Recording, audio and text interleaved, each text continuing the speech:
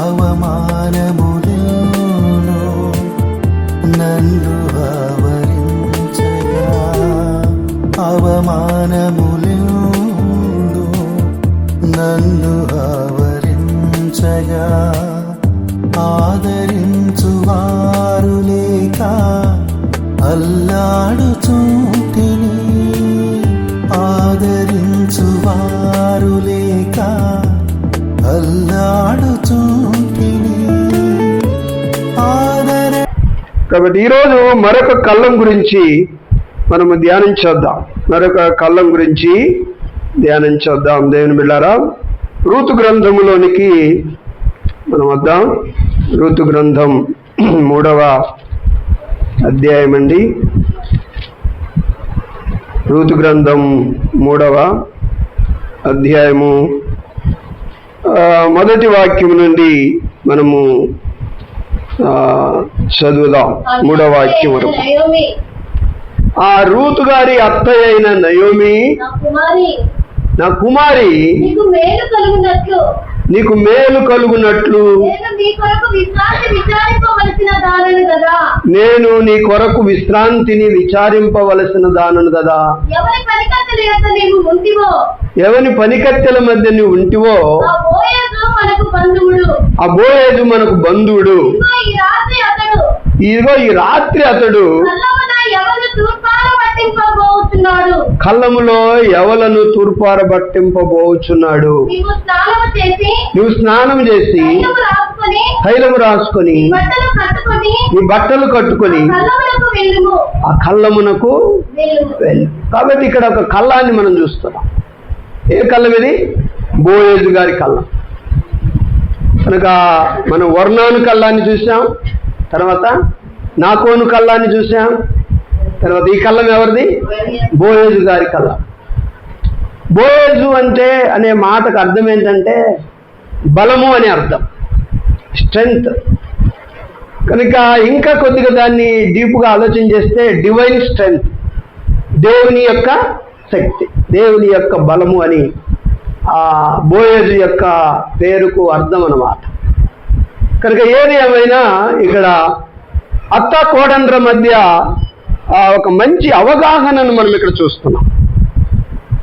కనుక దేవుని పిల్లలైనటువంటి వారు అత్తా కోడండ్రు చాలా వాక్యానికి భయపడి, దేవునికి భయపడి ఏం చేయాలా? దేవునికి మంచి పేరు తేవాలి, దేవునికి ఘనత తేవాలి. కనుక ఇక్కడ నయోమి కోడల గురించి ఆలోచన చేస్తాం. కోడల గురించి ఆలోచన చేస్తాం. ఏమని? నీ కొరకు నేను విశ్రాంతి మరి కలుగజేయవలసిన దానను కదా అంటుంది. నా కుమార్తె, నా కోడల, నీ కొరకు నేను విశ్రాంతి కలుగజేయవలసిన దానను కదా అంటుంది. కాబట్టి విశ్రాంతి అంటే ఏంటి? ఆమెకు ఆమెతో పని చేపించకూడదనా అత్తగారి యొక్క ఉద్దేశం? ఆమెతో పని చేపించకూడదు, ఆమెను పనికి పంపకూడదు, ఆమెను ఇంట్లోనే ఉంచుకోవాలి. కాబట్టి ఆమె మీద భారాన్ని నేను మోపకూడదనే ఆమె యొక్క ఉద్దేశం. అది కాదు. నయోమి వృద్ధురాలు, పాపం. తను కష్టపడి తన జీవనము కొరకు తను ఏ పని చేసుకోలేదు. కనుక తను బెత్లెహేమును విడిచి కరువు వచ్చినందువలన మోయాబు దేశముకు వెళ్ళారు. మోయాబు దేశానికి వెళ్ళినప్పుడు నయోమి భర్త, నయోమి ఇద్దరు కుమారులు అక్కడికి వెళ్ళారు మోయాబు దేశానికి. మోయాబు దేశంలో మరి ఇద్దరు కుమారులకు కూడా పెళ్లి జరిగింది. తర్వాత మనకు రూతు, ఓర్పా అనేటువంటి ఇద్దరు అమ్మాయిలతో వివాహం జరిగింది ఆ పిల్లలిద్దరికి, కుమారులిద్దరికి. కనుక ఏది ఏమైనా ఆ వివాహము, ఆ జీవితం కాస్త తొందరగానే ముగిసిపోయింది. భర్త చనిపోయారు, నయోమి గారి భర్త చనిపోయారు మోయాబులో. అలాగనే తన ఇద్దరు కుమారులు, వివాహమైన పిల్లలు మహలోను, కిలియోను కూడా ఇద్దరు ఏమైపోయారు? చనిపోయారు. కనుక దాంతో నయోమికి చాలా బాధ కలిగింది, చాలా వేదన కలిగింది. నయోమి ఒంటరి అయిపోయింది. వింటున్నారు కదా? నయోమి ఎవరు లేని ఒంటరి అయిపోయింది. ఆమెతో నలుగురు మోయాబు దేశానికి వెళ్ళారు, కానీ కనుక తిరిగి వచ్చేటప్పుడు ఆమె ఒంటరిగానే తిరిగి వచ్చింది. బహుశా నేను అనుకుంటున్నాను ఈ ముగ్గురు సమాధులు కూడా మోయాబులలో చేశారేమో అని అనుకుంటున్నాను నేను. ఎందుకనగా కుమారులతో సంతోషంగా భర్తతో ఆమె వెళ్ళారు, కానీ ఇప్పుడు ఒంటరిగా తిరిగి రావటం చాలా దుఃఖము ఆమె. పైగా ముసలితనము, వృద్ధాప్యంలో ఉన్నారు. మరి కూర్చోలేని, లెగలేని, తన పని తను చేసుకోలేనటువంటి పరిస్థితులలో ఆమె ఉన్నటువంటి పరిస్థితులు అవి. కనుక ఆమె ఒక తీర్మానం చేసుకుంది, నేను నా స్వదేశానికి వెళ్ళిపోతాను. ఏది స్వదేశం? నయోమి గారిది స్వదేశం ఏది? బెత్లెహేము ఆమెది.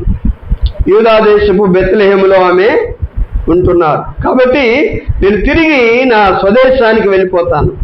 కనుక ఇక్కడ నా ఇద్దరు కొడుకులను నేను పోగొట్టుకున్నాను, నా భర్తను పోగొట్టుకున్నాను, నేను మధురంగా వచ్చాను, మారాయిపోయాను.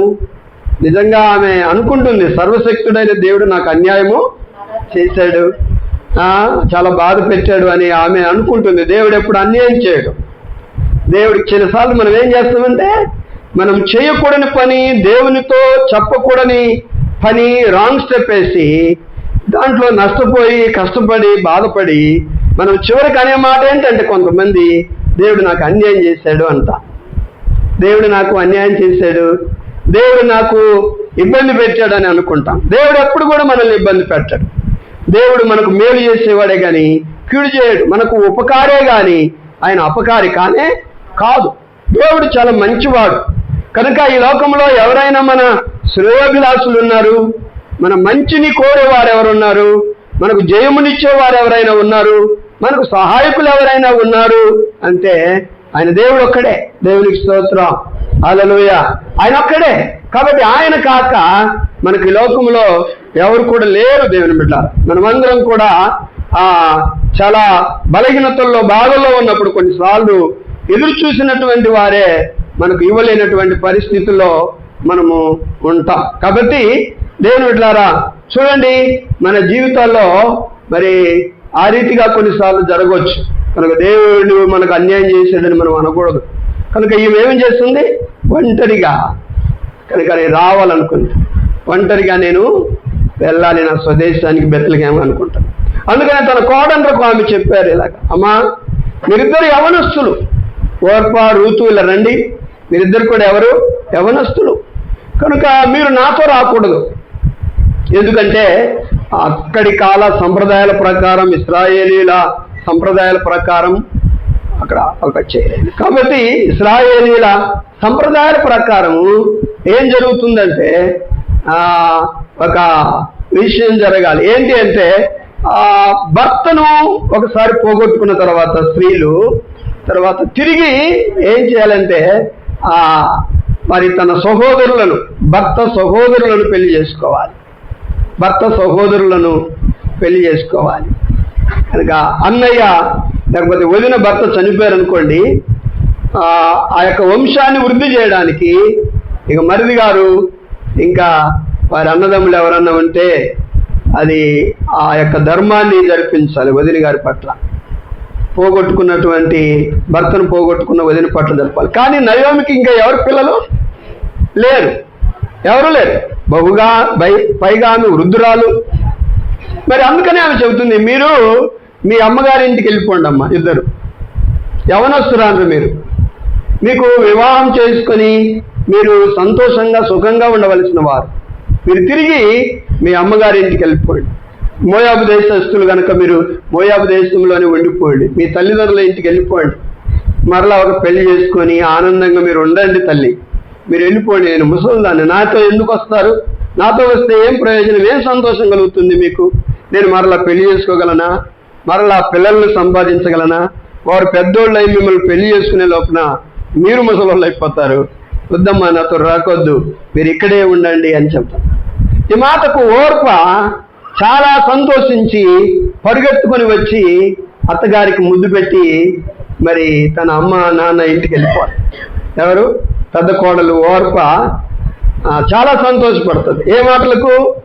నా వెంట రావద్దమ్మా, మీ తల్లిదండ్రుల ఇంటికి వెళ్ళండి, మీరు పెళ్లి చేసుకోండి, మళ్ళీ ఈ మోయాబు దేశంలో మీరు సంతోషంగా ఉండండి అని చెప్పిన అత్తగారి మాటలను విని ఆమె చాలా సంతోషించి ఓర్ప పరిగెత్తుకొని వచ్చి తన అత్తయ్యకి ఏం చేస్తారు?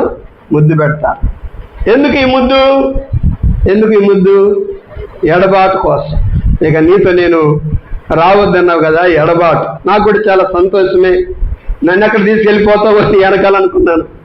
కనుక నీ కుమారుని చేసుకున్న కారణాన అత్తయ్య ముసల్దానా నీ వెనకాల నన్ను ఎక్కడ తీసుకుని వెళ్తావని నేను అనుకున్నాను, కానీ నన్ను ఇక్కడే ఉండమన్నావు, చాలా సంతోషం అని ముద్దు పెట్టేసేసి తిరిగి తన అమ్మగారింటికి నాన్నగారింటికి వెళ్ళిపోయాను. కానీ రూతు ఒక చక్కటి మాట అంటా ఉన్నారు ఆమె. కనుక రూతు ఏమంటున్నారంటే మనము 14వ వాక్యాన్ని చదువుదాం. వారి ముగ్గురు కూడా చాలా ఏడ్చుకున్నారు. ఇప్పుడు అత్తగారు వస్తా ఉంటే కలిసి బ్రతికిన వాళ్ళు కాబట్టి, కోడళ్ళు కూతుర్లతో సమానంగా ఉన్నవారు కాబట్టి, అత్తయ్యను బాగా చూసుకుంటున్నారు కాబట్టి, వారు ఒకరిని ఒకరు ఎడబాపలేక దూరం కాలేక వారందరూ ఒకరినొకరు కౌగలించుకొని ఎలుగెత్తి ఏడ్చుకున్నారు. పాపం ఏడ్చిన తర్వాత ఓర్ప తన అత్తను ముద్దు పెట్టుకునేను. రూతు ఆమెను హత్తుకొనేను. ఇట్లుండగా ఆమె రూతుతో అంటున్నారు నయోమి, ఇదిగో నీ తోడి కోడలు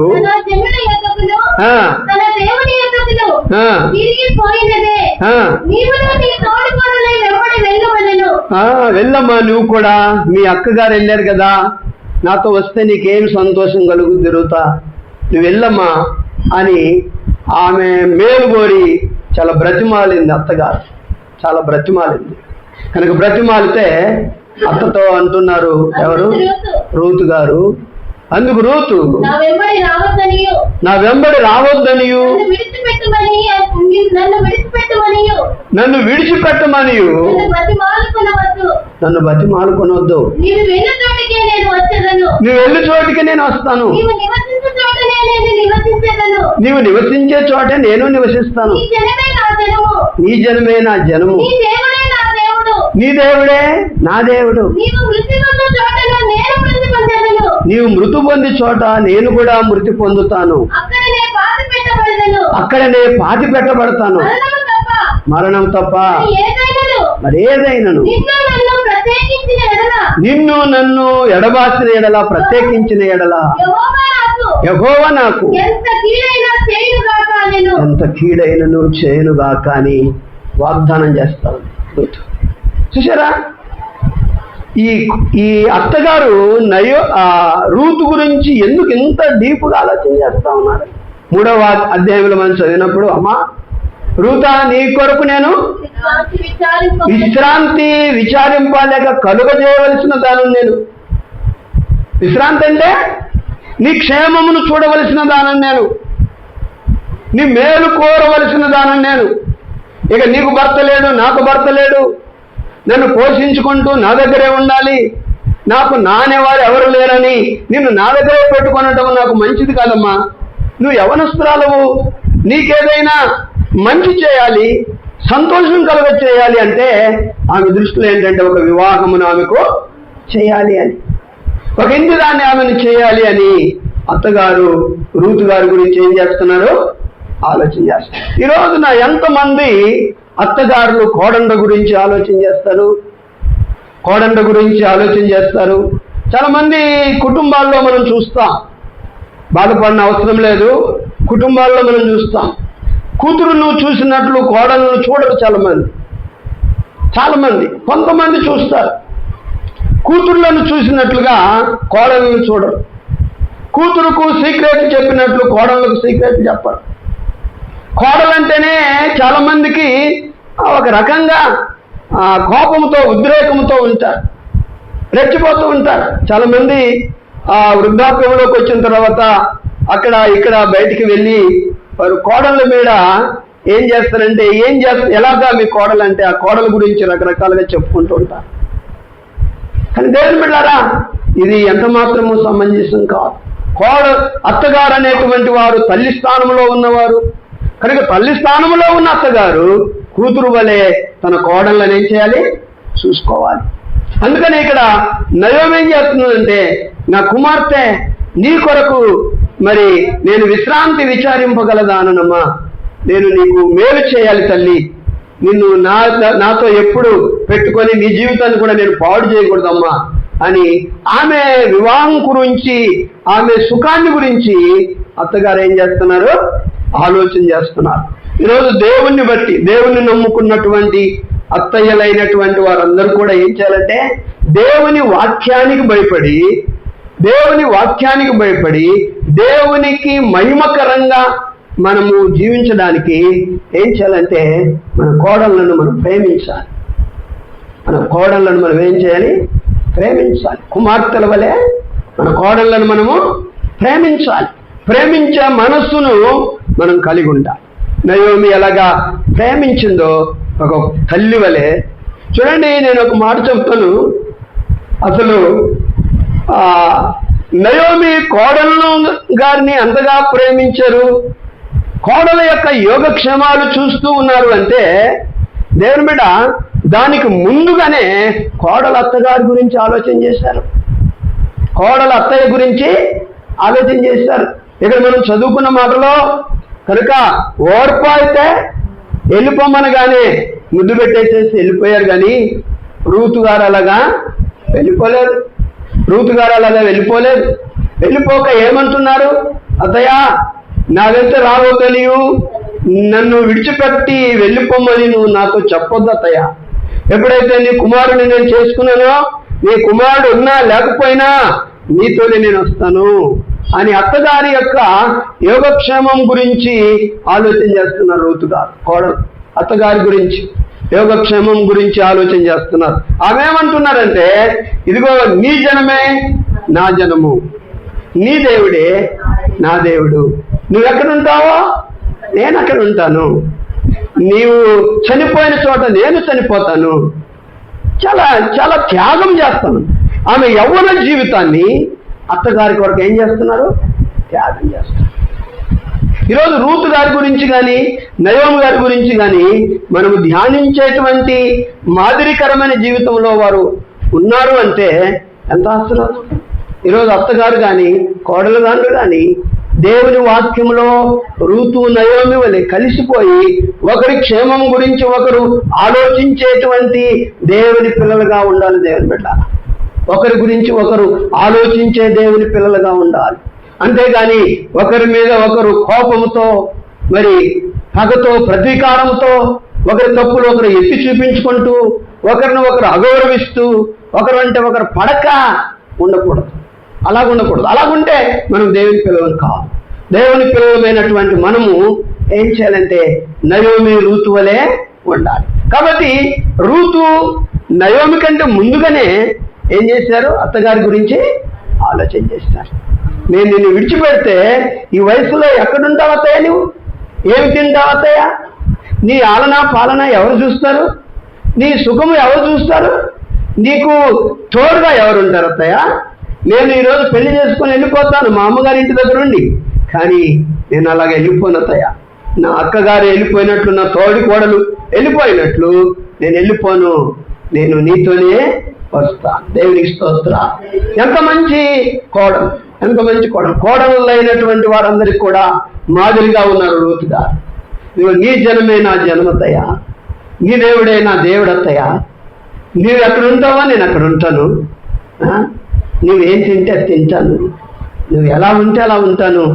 ఆమె ఒకటి అంటున్నారు, మరణం తప్ప ఏది మనల్ని ఇద్దరిని కూడా ఎడబాపకూడదు, మరణం తప్ప ఏది మన ఇద్దరిని ఎడబాపకూడదు అని దేవుని బిడ్డారా అనడం నిజంగా ఎంత మరి త్యాగపూరితమైనటువంటి జీవితం రూతు గారు.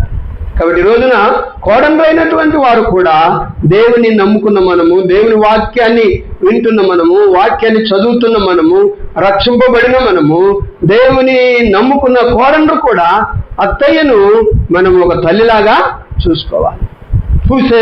చూసేటువంటి సమయం వచ్చినప్పుడు ఆమెను మనము పెంచే సమయాన్ని వచ్చేటప్పుడు ఆమెను ఆ రీతిగా మనం ఏం చేయాలి, చూసుకోవాలి. ఆమె యొక్క పరిస్థితులు ఎలాగున్నా సరే మనకు అవసరం లేదు. మనం దేవుని పిల్లలం కాబట్టి కోడలుగా నీవు మంచి పేరు దేవుళ్ళు పొందుకోవాలి. అందుకనేమో ఈ యొక్క గ్రంథాన్ని పరిశుద్ధ గ్రంథములో రాశారు. కనుక రూతు గ్రంథాన్ని పరిశుద్ధ గ్రంథములో రాశారు. కనుక రూతు గారు అన్న కొన్ని మాటలు మనం చూడాలి ఇప్పుడు. ఎందుకంటే అతయ్య నా వెంట రావద్దనియు, నువ్వు వెళ్ళిపోమ్మని నన్ను అనొద్దు, నన్ను బ్రతిమాలుకొనొద్దు. ఏమంటారు ఆవిడ? రావద్దనియు, నన్ను విడిచిపెట్టమనియు, నన్ను బతిమాలుకొనొద్దు. నీ వెళ్ళు చోటికే నేను వస్తాను, నువ్వు ఎక్కడ ఉంటావో నేను అక్కడ వస్తానంటాను. కనుక ఆమె దేవుడు, రూతు గారి దేవుడు మోయాబు దేవుడు విసర్జించిన స్థలం. దేవుడు అంటాడు, మోయాబు మీద నా చెప్పును విసిరివేస్తానంటాడు. కాబట్టి మోయాబు సంతానమును దేవుడు అసహ్యించుకుంటున్నాడు. ఆ అసహ్యించుకునేటువంటి జనములో నుండి, ఆ అవమానపరచబడిన జనములో నుండి, ఆ అవమానకరమైన దేశంలో నుండి రూతు మరి నయోమి యొక్క కుమారుని చేసుకున్నందువలన ఆమె ఇశ్రాయేలీయుల యొక్క బిడ్డగా పరిగణింపబడింది. మోయాబీరాలు కాదు ఇక ఆమె ఇశ్రాయేలీయుల జనాంగములోనికి మరి చేరిన బిడ్డగా ఉన్నట్లు మనం చూస్తున్నాం. మరలా భర్త చనిపోయినందువలన ఇక మరలా మోయాబు దేశంలో మోయాబీయులతో నువ్వు కలిసిపోమ్మా అని చెప్పగా అత్తయ్య ఆమె అంటున్నారు, నేను వెళ్ళను, నీ జనమే నా జనం, నీ జనమే నా జనం. నా తండ్రి జనము నా జనం అంటున్నారా? నా తండ్రి జనము నా జనం అంటున్నారా? ఆమె లేదు, నీ జనమే నా జనం. చాలాసార్లు మనం చూస్తాం, కోడండ్రైనటువంటి వారు ఆ తల్లిగారి ఇంటి వైపు నుండి వచ్చిన వారిని ఒక రకంగా చూస్తారు, అత్తయ్య ఇంటి వైపు నుండి వచ్చిన వారిని మరొక రకంగా చూస్తారు. కొంతమంది, అందరు కాదు, కొందరు అలా చూస్తారు. తల్లిని ఒక రీతిగా గౌరవిస్తారు, అత్తయ్యని ఒక రీతిగా గౌరవిస్తారు. కాబట్టి ఈ పార్షాలిటీ, ఈ భేదం ఉండకూడదు. దేవుని నమ్మిన పిల్లలైన కోడండ్రల్లో ఈ భేదము ఉండకూడదు. కాబట్టి అమ్మగారి ఇంటి నుండి వచ్చినప్పుడు వారి సంతోషాన్ని చూడండి, అత్తయ్య ఇంటి వారి నుండి వచ్చిన సంతోషాన్ని చూడండి. చాలా మంది భర్త ఇంటి వారి వైపు వారు వచ్చినప్పుడు వారు చాలా ఇబ్బందితో ఉంటారు, బాధతో ఉంటారు. కనుక దేవుని బిడ్డలారా, వారు ఎలాగైతే ఉన్ని నిజంగా మనం దేవుని ప్రేమను పంచవలసిన వారు. తల్లిని చూడండి, తండ్రిని చూడండి, ఆ భార్య వైపు, కోడండ్ర వైపు వచ్చుతున్న వారిని ప్రేమించాలి. ఇలాగ భర్త యొక్క వైపు వచ్చుతున్న జనములను కూడా మనం ఏం చేయాలి? ప్రేమించాలి. వాస్తవంగా బైబిల్ ఏమని చెబుతుంది? 45వ కీర్తనలో దేవుని యొక్క వాక్యాన్ని మనం చదువుతాం. కుమారి అనే మాట చూడండి మీరు. కుమారి 10వ వాక్యంలో చూడండి, ఆలకించుము, ఆలోచించి చెవియొగ్గుము, నీ స్వజనమును, నీ తండ్రి ఇంటిని మరువుము, ఈ రాజు నీ ప్రభువు, అతడు నీ సౌందర్యాన్ని కోరినవాడు. కనుక రూతు పెద్దగా ధర్మశాస్త్రం ఆమెకి ఏమంత తెలిసింది కాదు. ఆమె మోయాబు దేశంలో తన జీవితమును యవ్వన కాలం వరకు ఎదిగింది. కానీ ఆమె ఒక చక్కటి మాట అనేది ఏంటంటే, నీ జనమే నా జనం, నీ వాళ్ళే నా వాళ్ళతయ్యా, నీ ప్రజలే నా ప్రజలతయ్యా, నీతోనే నేను వస్తాను, నేను నిన్ను విడిచిపోను. కనుక అందుకనే దేవుని బిడ్డారా, రూతు మొట్టమొదటిగా అత్తగారి యొక్క క్షేమం గురించి ఏం చేశారు? ఆలోచన చేశారు. అందుకనే నయోమి కూడా, అత్తయ్య కూడా కోడల గురించి ఏం చేస్తున్నారు? ఆలోచన చేస్తున్నారు. ఇలాగా ఒకరి క్షేమం కొరకు, ఒకరి మేలు కొరకు ఒకరు ఏం చేస్తున్నారు? ఆలోచన చేస్తున్నారు. కొన్నిసార్లు అపవాది మన మధ్యలో చిచ్చులు పెడతాడు, అపవాది మనలో ఐక్యత లేకుండా చేస్తాడు, అపవాది మనలో సమాధానం లేకుండా చేస్తాడు. కనుక అపవాది మాట విని మనము సమాధానం లేకుండా చేసుకోకూడదు. ఇప్పుడు మన భర్త కుటుంబం వైపు వారిని కానీ, భార్య కుటుంబం వైపు వారిని కానీ మనం ప్రేమించాలి, అది మంచిదే. కాబట్టి భార్య భర్తలుగా ఒకరికొకరము మనము సరి చేసుకొని అటు వచ్చే వారిని మనము ప్రేమించాలి, వారికి సహకారంగా ఉండాలి. ఎందుకంటే అల్లుడే వారికి కుమారులాగా ఉండాలి కొన్నిసార్లు, కోడలే కొన్నిసార్లు కుమార్తెగా ఉండాలి కొన్నిసార్లు. కొన్ని సందర్భాల్లో అలాంటి అవసరాలు మన నుండి వారికి కలుగుతాయి. అలాంటప్పుడు మనం ఏం చేయాలంటే వారిలో ఏది అన్న మాటలను మనసులో పెట్టుకొని దాని మీద మనం ఆలోచన చేస్తూ వారిని ఎప్పుడు కూడా చిన్న చూపు చూడకూడదు. వారిని ఎప్పుడు చూడదు. ఎందుకంటే క్షమించే మనసు కలిగి మనము ఉండాలి. అందుకనే వాక్యం చెబుతుంది, నీ తండ్రి ఇంటి వారిని విడిచిపెట్టు, కనుక నీ భర్త ఇంటి వారిని చూడు.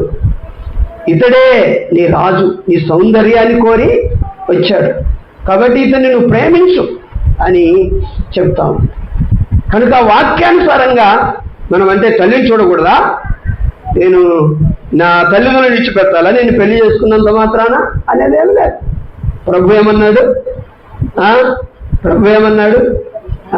ఈమె ఎవరు? ఆదాము ఈమె ఎవరు? నాలో నుండి తీయబడింది కాబట్టి ఈమె ఎవరు?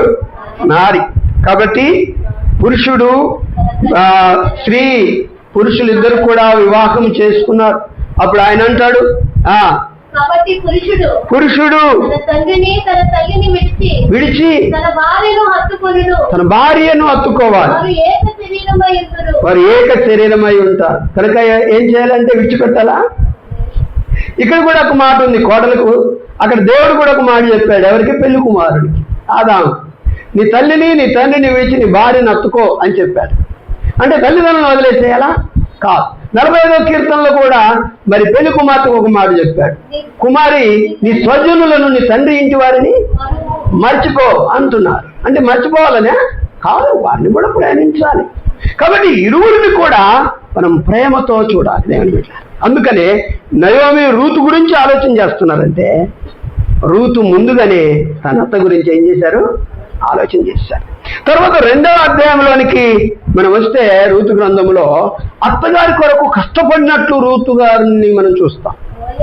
కనుక అత్తగారి గురించి కష్టపడింది. తినడానికి చాలా కష్టంగా ఉంది. చాలా సంవత్సరాల తర్వాత వారు ఆ బెత్లెహేముకు వచ్చారు. ఇల్లంతా పాడైపోయింది. ఇల్లు శుభ్రం చేసుకొని అంత శుభ్రం చేసుకొని, కాబట్టి ఇక తినడానికి తిండి లేకపోతే అత్తగారు ఇక చేయలేరు, కష్టపడలేరు. ఆమె వృద్ధాప్యంలో ఉన్నారు కనుక రూతు తల్లిగా అత్తయ్యను పోషించుకోవడానికి ఆమె బోయేజు పొలములోనికి వెళ్ళి పని చేసినట్లు మనం చూస్తున్నాం. కష్టపడి ఆమె పరిగె వేరుకొని ఆమె పని చేసి వాటిని తీసుకుని వచ్చి వండి అత్తయ్యను పోషించుకున్నట్లు మనం చూస్తాం. కనుక ఆమె పరిచర్య చూస్తాం. 2వ అధ్యాయంలో రూతు గారి యొక్క పరిచర్య చూస్తాం. కనుక 3వ అధ్యాయంలోకి వస్తే అత్తగారు అంటున్నారు, నీ కొరకు నేను విశ్రాంతి మరి విచారించవలసిన దానను, ఆలోచించవలసిన దాన్ని, నాకు చాకరీ చేసుకుంటా నన్ను చూసుకుంటా ఇలాగుంటే నీ యవ్వన జీవితం ఏమైపోద్దమ్మా తల్లి, కాబట్టి నీ గురించి నేను విచారించాలి అని ఆమె ఆలోచన చేసి ఆమె ఇలా చెబుతుంది. బోయేజును ఆమె చూపిస్తా ఉన్నారు. ఎవరు? నయోమి గారు బోయేజును చూపిస్తున్నారు. కనుక బోయేజు అంటే అర్థం ఏంటి? శక్తి, దేవుని యొక్క శక్తి అని అర్థం. ఇక్కడ మనము దేవుని పిల్లరా, బోయేజు ఒక మంచి గుణవంతుడు, బోయేజు నీతిమంతుడు, బోయేజు దేవుని యందు భయభక్తులు గలవాడు, బోయేజుకు వివాహం కాలేదు, బోయేజు యవనస్తుడు, కాబట్టి మంచి మనసున్నటువంటి వాడు. కనుక ఆమె బోయేజు పొలములోనికి ఏరుకొనడానికి వెళ్ళినట్లు మనము చూస్తున్నాం. బోయేజు పొలములోనికి ఆమె పరిగె వేరుకొనడానికి వెళ్ళినట్లు మనం చూస్తున్నాం. బోయేజు పొలములోనికి ఆమె వెళ్ళినప్పుడు బోయేజు యొక్క చూపు ఆమె మీద పడ్డది. 2వ అధ్యాయం 5వ వాక్యం మనం చూస్తాం. 2వ అధ్యాయం 5వ వాక్యం రూతు గ్రంథంలో. అప్పుడు బోయేజు కోయివారి మీద ఉంచబడిన తన పనివారిని చూచి ఈ చిన్నది ఎవరిదని అడగగా కోయివారి మీద ఉంచబడిన పనివాడు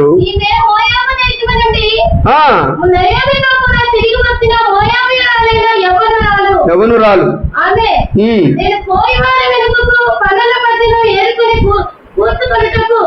దయచేసి నాకు సెలవిమ్మని అడిగాను. ఆమె వచ్చి ఉదయం మొదలుకొని ఇది వరకు ఏరుకొనుచున్నాను. కాబట్టి ఆ పనివారు ఆమె యొక్క పని, ఆమె పనితీరు, ఆమె కష్టాన్ని గురించి బోయేజుకు చెబుతున్నారు. ఉదయం మొదలుకొని ఇంతవరకు కూడా ఆమె ఏం చేస్తున్నారు? ఏరుకుంటూ ఉన్నారు. కష్టపడుతుంది. ఎందుకు ఈ కష్టం? ఎవరి కొరకు? తన అత్తయ్య కొరకు. ఎవరి కొరకు ఈ కష్టం? తన అత్తయ్య కొరకు, తన పోషణ కొరకు, తన బాగోగులు చూసుకున్నట్టు కొరకు కోడలు కష్టపడతాం. కనుక ఇటువంటి మోయాబులో నుండి ఇశ్రాయేలులోనికి వచ్చి, మోయాబు దేశము నుండి బెత్లెహేము యూదాలోనికి వచ్చి, కనుక ఇశ్రాయేలీన జనం అనుకున్నటువంటి రూతు మరి బోయేజు పొలములోనికి వెళ్ళి ఏరుకుంటుండగా బోయేజు దృష్టి ఆమె మీద పడింది. అందుకని అడుగుతున్నాడు, ఈ చిన్నది ఎవరు? అందరినీ చూడలేదు బోయేజు, ఆ అమ్మాయిని చూశాడు. ఈ చిన్నది ఎవరు?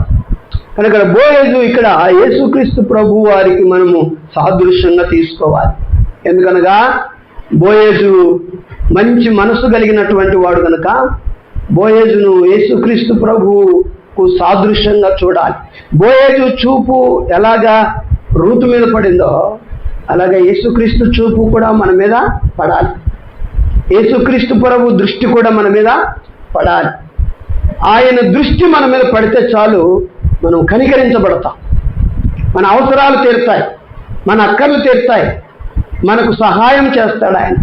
కనుక ఆయన దృష్టి మన మీద పడేలాగున మనము ఆయన పిల్లలుగా బ్రతకాలి. ఇక్కడ బోయేజు దృష్టి రూతు మీద పడింది. ఆమె గురించి విచారిస్తున్నాడు. ఎవరు ఈ అమ్మాయి అంటే ఆ అమ్మాయి గురించి డీటెయిల్స్ అంత ఇచ్చారు. ఆ అమ్మాయి మంచిది కాదు, ఆ అమ్మాయి ఎలాంటిది, ఈ అమ్మాయి ఎలాంటిది అని ఆ అమ్మాయి మీద మరి మాట్లాడకూడని మాటలు ఏం చెప్పలేదు. కానీ ఆ అమ్మాయి మంచి క్యారెక్టర్ గురించి వాళ్ళు చెప్తున్నారు. ఈ అమ్మాయి మోయాబు దేశంలో నుండి యూదా దేశమునకు బెత్లెహేమునకు వచ్చినటువంటి రూతు. కాబట్టి ఈ అమ్మాయి ఉదయం మొదలుకొని ఇంతవరకు కూడా పరిగెరుకుంటూనే ఉంది, కష్టపడుతూనే ఉంది.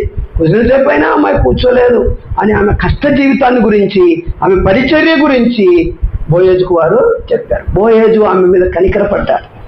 కనుక బోయేజు అంటాడు, అమ్మా నువ్వు ఎవరి పొలంలోనికి వెళ్ళొద్దు, నువ్వు ఎవరి పొలంలోనికి వెళ్ళొద్దు, మా పొలంలోనికే రా, మా పొలంలో కోసే వాళ్ళ వెనకాల ఉండి నువ్వు ఏరుకో, నేను మా పొలంలో కోసేవారికి చెప్తాను, ఇంకా మీరు అక్కడక్కడ కొన్ని పనులను వదిలేసేయండి, ఆ అమ్మాయి ఏరుకుంటుందని చెప్తాను అని ఎంత కనికరము, ఎంత దయ, ఎంత జాలి చూపిస్తున్నాడు బోయేజు. ఈరోజు యేసయ్య కూడా అంతకంటే ఎక్కువ కనికరం కలిగిన దేవుడు, అంతకంటే ఎక్కువ జాలి కలిగిన దేవుడు. మనం కష్టపడాలే కానీ కష్టపడుతున్నటువంటి మన పట్ల ఆయన ఎంతైనా కనికరం చూపించి, జాలి చూపించి ఏం చేస్తాడు? మనకు సహాయం చేసేటువంటి దేవునిగా మనం చూస్తాం దేవుని బిడ్డలారా. అందుకనే బోయేజులో ఉన్నటువంటి మంచి గుణాలు యేసుక్రీస్తు ప్రభు వారికి సాదృశ్యంగా ఉన్నాయి. కనుక బోయేజు చూపు ఆ రూతు మీద పడేది. కాబట్టి యేసయ్య చూపు కూడా ఎవరి మీద పడాలి? సంఘం మీద పడాలి, మన మీద పడాలి. పడేటట్లుగా మనం ఏం చేయాలి? బ్రతకాలి, జీవించాలి, నడుచుకోవాలి దేవుని బిడ్డలారా. ఆ తర్వాత 3వ అధ్యాయంలో ఆమె గురించి ఆలోచన చేస్తున్నారు. ఆమె గురించి ఆలోచన చేస్తే ఆమె చెప్పింది ఏంటి? నయోమి అంటే, ఇదిగో బోయేజు ఎవరు తూర్పారబట్టడానికి కళ్ళంలోనికి వెళ్ళాడు. కాబట్టి ఈ రాత్రి నువ్వేం చేయాలంటే, చూడండి వాక్యం 3వ అధ్యాయంలో మనం చదువుతున్నాం. నీవు స్నానం చేసి, 3వ వాక్యం చదువుతున్నాం, నీవు స్నానం చేసి తైలము రాసుకొని నీవు చక్కటి బట్టలు కట్టుకొని ఆ కళ్ళమునకు వెళ్ళు. దీన్ని మనం శారీరకంగా అపార్థం చేసుకోకూడదు, ఇవన్నీ కూడా ఆత్మీయ సత్యాలన్నమాట. కనుక బోయేజు యేసుక్రీస్తు ప్రభువుకు సాదృశ్యమైతే, బోయేజు ఎక్కడున్నాడంటే ఇప్పుడు చెప్పండి? కళ్ళంలో ఉన్నాడు. ఎక్కడున్నాడు? కళ్ళంలో ఉన్నాడు. గుర్తుపెట్టుకోండి. బోయేజు యేసయ్యకు సాదృశ్యంగా అంటే బోయేజు ఎక్కడున్నాడు? కళ్ళంలో ఉన్నాడు. ప్రభు ఎక్కడుంటే అక్కడ ఆయన సన్నిధి ఉన్నట్లు. దేవుని స్తోత్రం. ప్రభు ఎక్కడుంటే అక్కడ ఆయన సన్నిధి ఉన్నట్లు. బోయేజు యేసుక్రీస్తు ప్రభువుకు సాదృశ్యం కనుక బోయేజు కళ్ళంలో ఉంటే అది ఏంటని? దేవుని యొక్క సన్నిధి అని అర్థం, దేవుని యొక్క ప్రసన్నత అది అని అర్థం. కాబట్టి ఈమెమంటుందంటే, అమ్మా కోడలా నువ్వేం చేస్తావు? స్నానం చేయి. నువ్వేం చేయాలమ్మా? స్నానం చేయాలంట. కాబట్టి మనం కూడా దేవుని పిల్లరా స్నానం చేయాలి. దేవుని సన్నిధికి వెళ్ళడానికి ముందు మనమందరం కూడా మనం శుభ్రం కావాలి, స్నానం చేయాలి. ఎందుకంటే వెళ్ళబోయేది ఎక్కడికి? దేవుని సన్నిధికి. బోయజు కళ్ళములో ఉన్నాడు, అది దేవుని సన్నిధి. బోయజు యేసుక్రీస్తు ప్రభువుకు సాదృశ్యమైనప్పుడు అది దేవుని సన్నిధి కనుక దేవుని సన్నిధానానికి నువ్వు వెళ్ళడానికి ముందు ఏం చేయాలి? స్నానం చేయాలి. మనకు ఒకే స్నానం తెలుసు. ఏ స్నానం? నీటి స్నానం. నీటి స్నానం నీళ్ళతోనే మనం అందరం స్నానం. ఇంకేమన్నా పరిమళ తైలాలతో మనం స్నానం చేసి వచ్చామా? లేదు కదా. కనుక దేవుని యొక్క వాక్యంలో ఎఫెసీ పత్రికలో మనం చూస్తాం 5వ అధ్యాయంలో 27వ వాక్యాన్ని చూడండి. అటువలే క్రీస్తు కూడా సంఘమును ప్రేమించి అది కలంకమైనను ముడత అయినను అట్టిది మరి ఏదైనను లేక పరిశుద్ధమైనది గాను నిర్దోషమైనది గాను మహిమగల సంఘము గాను ఆయన తన ఎదుట నిలవబెట్టుకొనవలెనని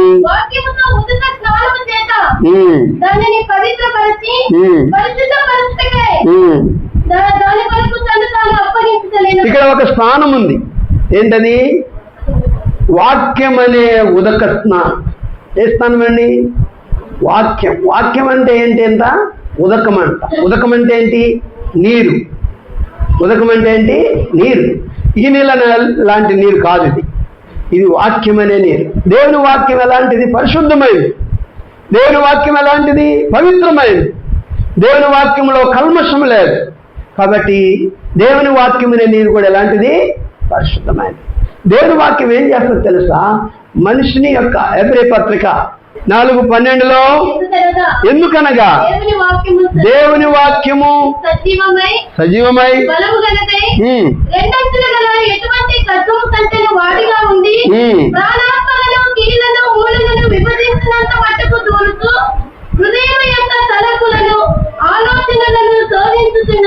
కాబట్టి వాక్యం ఏం చేస్తుందంటే మన హృదయంలోనికి వెళ్ళి హృదయంలో ఉన్న చెడునంతా కూడా ఏం చేస్తుంది?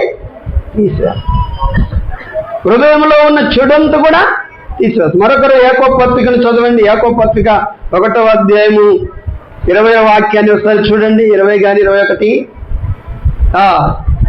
మీ లోన నాటబడి నా అనే మాట వస్తుంది.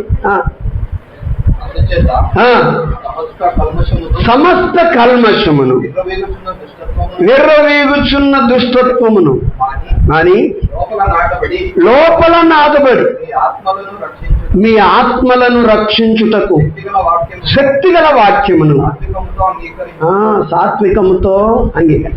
మీ ఆత్మలను రక్షించే శక్తిగల వాక్యం ఇది. మీలో ఉన్న కల్మషమునంతా తీసివేసే పరిశుద్ధమైన వాక్యం. కాబట్టి వాక్యము పరిశుద్ధమైంది. కాబట్టి వాక్యం అనే నీరు ఇంకా ఎలాంటిది? పరిశుద్ధమైనది. కనుక మనం దేంతో స్నానం చేయాలంటే వాక్యం అనే నీటితో మనం ఏం చేయాలి? స్నానం చేయాలి. వాక్యం అనే నీటితో మనము స్నానం చేయాలి. వాక్యం అనే నీటితో మనం స్నానం చేసి దేవుని యొక్క సన్నిధికి వెళ్ళాలి.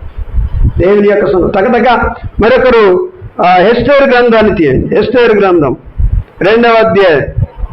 ఒక రాజు దగ్గరికి ఒక కన్యక వివాహం కొరకు లేక అమ్మాయిని ఇష్టపడడానికి ముందు ఎలాగ వెళ్ళాలి అనేది మనం ఇక్కడ చూస్తాం. 2వ అధ్యాయం 12వ వాక్యాన్ని మనం చదువుదాం. మరొకరు చదవండి. స్తోత్రం స్తోత్రం. 6 మాసములు గోపరస తైలముతోను 6 మాసములు సుగంధ వర్గములతోను స్త్రీల పరిమళ క్రియల కొరకైన మరి వేరు పదార్థములతోను స్త్రీల పరిమళ క్రియలు ముగించి రాజునద్దకు పోవారు 12 మాసములు అయిన తర్వాత రాజైన అహస్వేరోషు వెలుటకు ఒక్కొక్క చిన్నదానికి వంతు వచ్చినప్పుడు ఒక్కొక్క చిన్నది రాజునద్దకు ఆ విధముగా వెళ్ళాలి. ఏంటంటే ఎలా చేయాలి స్నానం? చెప్పండి అమ్మాయి చెప్పండి. విన్నారా? ఏంటంట? 6 మాసాలు గోపరస తైలం. గోపరసం అంటే చాలా సుగంధమైన సువాసన కలిగిన పరిమళ తైలం. నీటితో కాదు స్నానం చేసేదట. 6 నెలలు దేంతో స్నానం? గోపరస తైలముతో. సువాసన గుమాలిస్తుంది. ఎంత దూరము ఉన్నప్పటికీ గాలి ద్వారా వాసన గుమాలిస్తుంది. కాబట్టి అటువంటి సువాసనతో ఏం చేయాలట? సువాసన గల పరిమళ ద్రవ్యములతో 6 నెలలు ఒక రాజుగారి దగ్గరికి అమ్మాయి మరి సిద్ధపడి వెళ్ళాలంటే 6 నెలలు గోపరస తైలముతో స్నానం చేయాలంట. మరి 6 నెలలు సుగంధ గంధవర్గముతో స్నానం చేయాలి. సుగంధ గంధవర్గంతో స్నానం చేయాలి. మొత్తం ఎన్ని నెలలు స్నానం చేయాలి? 12 నెలలు స్నానం చేయాలి. ఎంత స్నానానికే 1 సంవత్సరం అయిపోయింది కదండి. ఒక రాజుగారి దగ్గరికి అమ్మాయి వెళ్ళడానికి, ఒక రాణిగా రాజుగారు అంగీకరించడానికి 12 మాసాలు సంవత్సరం స్నానం చేశారు. తర్వాత మంచి వస్త్రాలు కట్టుకొని చక్కగా అలంకరించుకొని అప్పుడు రాజు దగ్గరికి వెళ్తే ఆయన ఇష్టపడితే ఆమె రాణి అవుతారు. మరి రాజులకు రాజు, ప్రభువులకు ప్రభు అయిన ఈ రాజు దగ్గరికి వెళ్ళాలంటే దేవునికి స్తోత్రం. ఈ ప్రభువు దగ్గరికి వెళ్ళాలంటే మరింత ఎక్కువగా మనం ఏం చేయాలి? సిద్ధపడాలి. మరింత ఎక్కువగా మనం ఆయన కొరకు సిద్ధపడాలి. దేవుడు బిడ్డ, వాక్యమనే ఉదక స్నానం చేత బాహ్య అంతరంగంలో ఉన్న మలినాన్నంతా కూడా మనం ఏం చేయాలి? శుభ్రం చేసుకోవాలి. మన నడక, మన పడక, మన మాట, మన ఆలోచనలు, మన చూపులు ఈ రాజు దగ్గరికి వెళ్ళేటప్పుడు కాదు మార్చుకోవటం, వెళ్ళక ముందే వాటన్నిటిని మార్చుకోవాలి. అంతరంగ శుద్ధి, బాహ్య శుద్ధిని మనం కలిగి ఉండాలి. ఆయన మెచ్చుకొని ఆయన ఇష్టపడే విధానంగా మనం ఏం చేయాలి? ప్రభు దగ్గరికి, ఆయన సన్నిధికి వెళ్ళాలి. తర్వాత ఏమంటున్నారు నయం అంటే, మంచి బట్టలు నువ్వు కట్టుకోవాలి. ఏం కట్టుకోవాలి? మంచి బట్టలు కట్టుకోవాలి. మంచి బట్టలు కట్టుకో. కాబట్టి మంచి బట్టలు కట్టుకోవాలి, తైలం పూసుకోవాలి. కానీ 45వ కీర్తనలో మనము ఆ పెళ్లి కుమార్తె యొక్క బట్టలు చూస్తాం. బట్టలు 4వ వాక్యాన్ని చూడండి. 45వ కీర్తన 4వ వాక్యం. నీ వస్త్రములెల్లా గోపరస సువాసనే, అగరు వాసనే, లవంగ పట్ట వాసనే. అంటే ఎట్లున్నాయంటే బట్టలు, వేసుకున్న బట్టలు. మరొకసారి, నీ వస్త్రములెల్లా గోపరస వాసనే, అగరు వాసనే, లవంగ పట్ట వాసనే. అంటే వస్త్రాలు పరిమళ ద్రవ్యముల ద్వారా ఏం వెళ్తున్నాయి? గుమాలిస్తున్నాయి, సువాసన వెదజల్లుతున్నాయి. కనుక యేసుక్రీస్తు ప్రభు దగ్గరికి, ఆయన సన్నిధికి మనం వెళ్ళేటప్పుడు మన వస్త్రధారణ కూడా ఎలాగుండాలి? ఈ లోకంలో నువ్వు ఎన్ని లక్షలు పెట్టి బట్టలు కొన్నా, ఎన్ని రకాలైన సూటు బూటు, ఎన్ని పట్టు చీరలు కొన్నా ఆ ఆత్మ సంబంధమైన అలంకరణకు సాటి రానే రావు. కనుక యేసుక్రీస్తు ప్రభు దగ్గరికి వెళ్ళేటప్పుడు మన సిద్ధపాటు ఒక ప్రత్యేకమైనదై ఉండాలి. ఆయన చూపు మన మీద పడాలన్నా, ఆయన వశము మనం కావాలన్నా, ఆయనను ఇష్టపడేవానిగా మనం చేయాలన్నా మనకు ఆత్మీయ శుద్ధి, ఆత్మీయ అలంకరణ ఎంతైనా అవసరం. మన చాలా మంది శరీర అలంకరణకు ఇచ్చినటువంటి ప్రాధాన్యత ఆత్మీయ అలంకరణకు ఇవ్వరు. చాలా మంది శరీర అలంకరణకు చాలా ప్రాధాన్యత ఇస్తారు కొంతమంది. కానీ శరీర అలంకరణ ఎలాగున్నా నడుస్తుంది, కానీ ఆత్మీయ అలంకరణ మన రాజులకు రాజు, ప్రభువులకు ప్రభు, ఆయన సన్నిధికి అవుతున్నాం కాబట్టి ఆయన మెచ్చుకునేలాగా ఉండాలి.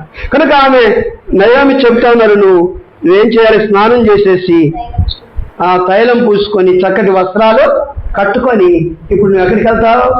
కళ్ళమునకు వెళ్ళు. అంటే కళ్ళమంటే ఆ ప్రభు ఉన్నటువంటి సన్నిధికి వెళ్ళు.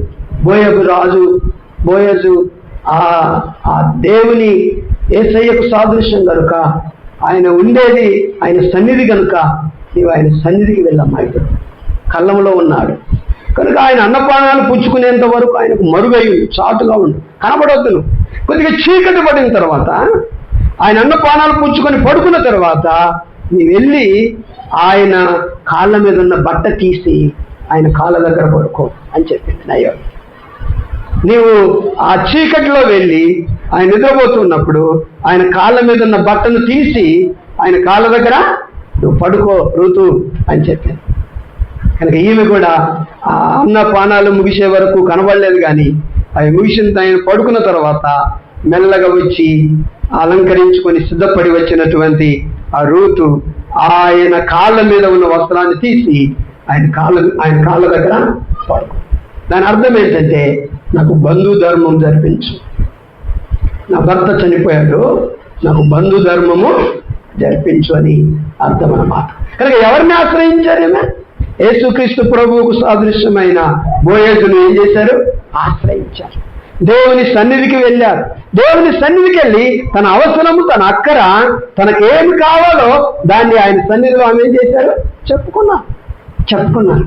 అప్పుడు బోయేజు ఆమెను ప్రేమించి ఆమె గురించి 4వ అధ్యాయంలో ఒక ప్రత్యేకమైనటువంటి మరి సిద్ధపాటు చేస్తున్నట్లు మనం చూస్తున్నాం. 4వ అధ్యాయంలో ఆమెకు ఒక బంధువు ఉన్నాడు.